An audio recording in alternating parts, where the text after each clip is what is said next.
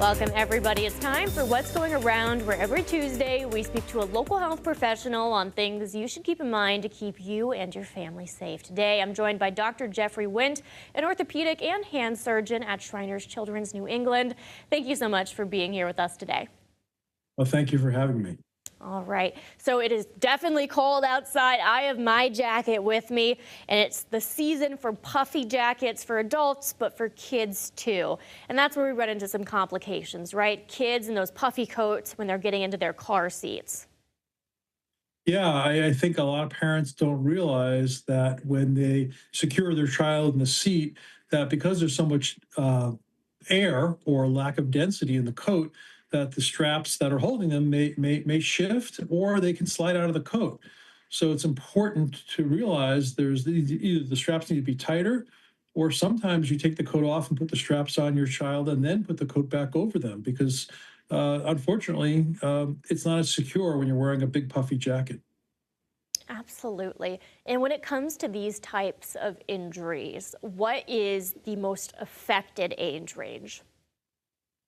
Well, any child in a car seat that's of the proper weight to be in a car seat, you need to make sure that they're secure always. And as I said, it's easier to take off the coat, put the seatbelts on, and then put the coat over them or put a blanket over them. And then when you're ready to get out of the car, you put the coat back on. Most of us turn the heat on pretty high in the winter, so you don't really need the heavy jacket anyway. So I know it's convenient probably just not to have to undress your child in the car, but it makes more sense because these seats are not made to secure around a puffy coat. They're made to secure, nicely and well fitting for the child. So if the child slips or moves forward, or even just the momentum injury, because they'll rock back and forth quickly, hmm you can get everything from a concussion to a fracture. And just how severe can those injuries be? Well, I guess they're unlimited. I mean, hopefully the child's still strapped in, so it's not a terrible severe injury. Uh, but I think there have been cases of children slipping out, and unfortunately, if they slip out during an accident, there's no end to how bad that could be. A terrible thought. And are there any common misconceptions that parents need to know that you kind of want to debunk right now?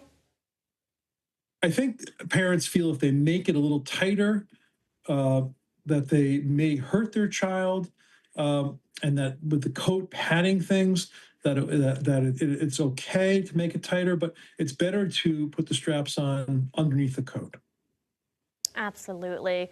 And just put the straps on, and then once you're getting the kid out, put the coat back on, go into the grocery store, whatever it might be, or even if it's too much of a hassle and it's a short walk, just taking the kid in with you without that coat. Yes, yes, that's good advice. There we go. I feel like that sums everything up. So thank you so much, Dr. Winch. We really appreciate you. Thank you for having me and getting this important message out there.